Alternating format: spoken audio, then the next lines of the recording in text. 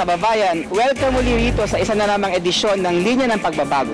Sa mga huling araw ng 2016, mapapanood nyo pa ang mga suliranin at kahilingang itinatawag sa 8888 hotline at inilapit sa Presidential Action Center o PACE. Mga problemang tinutukan, tinubungan at tinubukan. Tawag man, sulat, email o walk-in complaints, binigyan ng pansin ng mga ahensya ng pamahalaan na may kinalaman sa suliranin ng ating mga kababayan. Matutunghayan ninyo ngayon ang paglapit sa PACE ng isang retiradong public school teacher. Hanap niya ang solusyon ukol sa kanyang problema sa pensyon mula sa GSIS. Sa edad na 61, nagretiro si Ginang Esther Dizon mula sa pagtuturo sa San Vicente Elementary School. Sa ngayon, namamahala na si Ma'am Esther ng isang paupahan sa Barangay Cruz Naliga sa Quezon City kasama ang kanyang asawa na si Mang Francisco.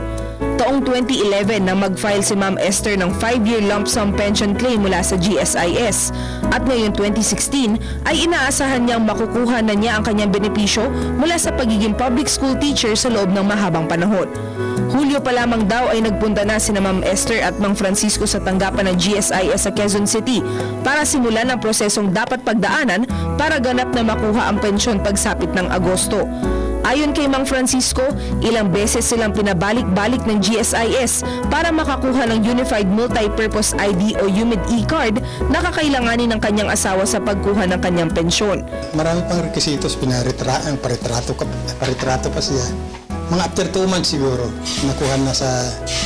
Kaya nga binigyan pa kami ng additional na record na ipipresent sa bangko dahil wala pa yung ATM. Kaya naman minarapat na ni Mang Francisco na idulog ang kanyang problema sa Presidential Action Center. Bukod daw kasi sa magkakaibang pahayag ng mga GSIS personnel, ay mabagal din ang pagpapaunlak ng GSIS Quezon City Office sa mga concern ng mga pensioner. Oktubre nang sagutin ng GSIS ang hinaing ni Mang Francisco.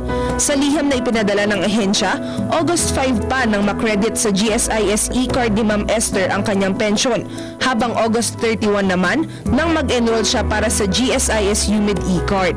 September 23 naman nang i-release ito sa kanya. Paliwanag ng GSIS, sadyang mabusisi ang proseso ng pagkuha ng UMID e-card dahil kailangan pang mabigyan ng isang miyembro ng Common Reference Number o CRN. Pero hindi naman daw ito sagabal sa pag-claim ng pensyon dahil kahit wala pang ini-issue na UMID e-card ay maaari pa rin i-withdraw ang pensyon sa pamamagitan ng over-the-counter transaction. So, kahit po wala na siyang PIN, kahit po hindi pa nire-release yung bago niyang e-card, tuloy-tuloy naman po ang pag-issue sa kanya o pag-release sa kanya ng kanyang pensyon. And true enough, nakalagay naman ho, malinaw ho sa ating database, August 4, 2016, ready for withdrawal na po yung kanyang pensyon. Humingi naman ng paumanhin at pangunawa ang GSIS para sa anumang abala na naranasan ng mag-asawang Dizon. Pero tinayak nilang maayos at madali na ang proseso ng GSIS sa pagkuha ng pensyon ng kanilang mga retiradong miyembro.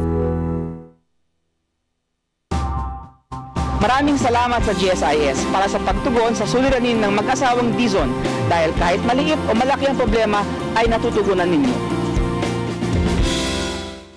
Ito pa ang isang GSIS concern mula sa Amerika na humingi ng tulong sa Presidential Action Center. Isang email ang natanggap nila mula kay Camilo Pongos ng New Jersey, USA. Ang hiling ni Camilo ay ilipat na sa bangko sa Amerika ang pagre-release ng pensyon ng kanyang ina na kasama niya na doon ngayon. Ang kanyang ina na si Ginang Federica Pongos ay isang retired public school teacher din mula sa Bogo, Cebu.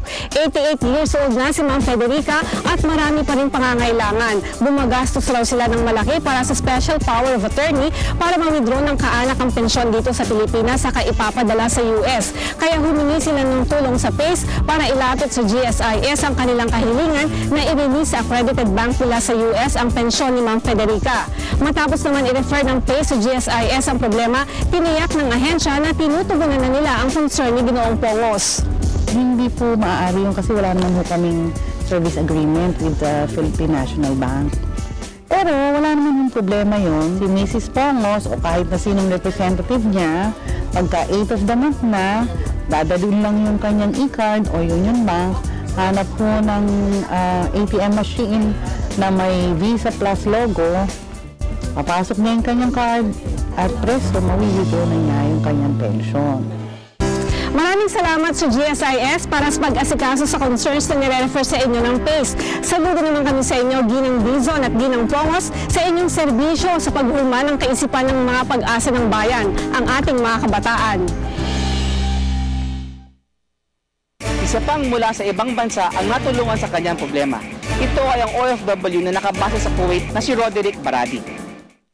October 25 nung nag-email si Roderick sa PACE para ireklamo ang umano'y hindi pagsagot ng consular section ng Embahada ng Pilipinas sa Kuwait. Ayon kay Roderick, ilang beses na siyang tumatawag sa consular section para sa extension ng kanyang passport na kailangan niya sa trabaho. Pero nagri-ring lang daw ang telepono ng embassy at walang sumasagot. Marami rin daw sa ating mga kababayan doon ang nagreklamo dahil hindi rin sinasagot ang kanilang mga concern na kanilang pinost sa social media page ng Embahada. October 28 nang i-forward ng PACE ang reklamo ni Roderick sa Department of Foreign Affairs. Matapos ang isang buwan, nag-email uli si Roderick para ibalitang nakipag-ugnayan na ang embahada sa kanya. Kaya nagpapasalamat siya sa PACE sa pagtulong nito at nagising ang mga empleyado ng embahada at sumasagot na sila sa telepono at sa social media account nila. Samantala, nagpapasalamat naman ang isa nating kababayan matapos matulungan sa pamamagitan ng pagtawag niya sa 8888 hotline noong humagupit ang bagyong Lawin nito lang Oktubre. Mula sa Isabela, si Kirby Cristobal mag-uulat live. Malaki ang pinsalang iniwan ng bagyong Lawin sa lalawigan ng Isabela, Cati. Tumawag ang isang subscriber sa 8888 hotline na nasa Civil Service Commission noong October 20, isang araw matapos tumama ang bagyong Lawin sa Cagayan Province. Nag-aalala siya dahil hindi niya makontak ang kanyang pamilya na taga-bayan ng Solana. Matatandaang naputol ang mga linya ng komunikasyon doon noong bumagyo.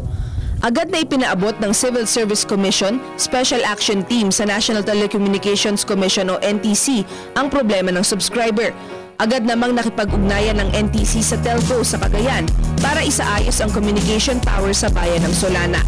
So yung concern na to, na-receive ko through Viber. Immediately, na-receive ng Office of the Commissioner, sinend through Viber, and then nakita ko siya sa Viber, I immediately intervene.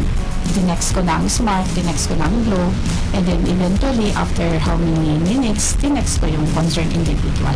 October 21 nang kumustahin ng NTC ang subscriber kung nakausap na niya ang kanyang pamilya. Sumagot naman ito at sinabing nakontak na niya ang pamilya at nagpasalamat siya sa mabilis na pagresponde ng pamahalaan. Ayon naman sa NTC, bago pa man tumama ang bagyo ay binigyang direktiba na nila ang telecommunication companies na tiyaking may sapat na technical at support personnel at generator sa lugar na inaasahang maapektuhan ng sama ng panahon. We make sure that yung mga installation natin naka-ready siya, and in the event na talagang maganda yung tama, it means destructive talaga, meron na rin silang contingency plan para for this.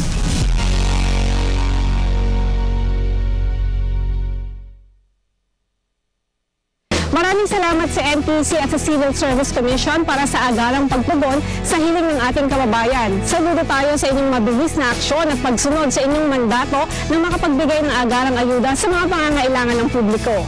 At para naman sa subscriber na humingi ng tulong sa 8888 hotline, salamat sa pagtitiwala mo sa ating pamalaan. Inspirasyon natin yan para mapabuti pa ang aming serbisyo publiko. Mga kababayan, muli ninyong natunghayan ang ilan sa mga problemang hindi lang galing sa Pilipinas, kundi mula pa sa mga kababayan natin sa ibang bansa. Sa talaan ng PACE, halos 40,000 na ang bilang ng mga suliranin at hiling na inilapit sa kanila mula third quarter ngayong taon hanggang sa kasalukuyan. Ang ilan ay na-aksyonan na, habang ang iba ay naghihintay pa ng solusyon.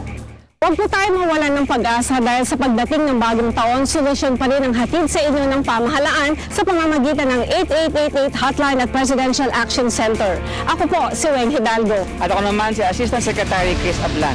Laging tandaan, sa linya ng pagbabago, walang patid ang magandang balita ng tulong na hatid sa inyo ng gobyerno dahil sa programang ito, tuloy-tuloy ang daloy ng aksyon, magbago man ang panahon.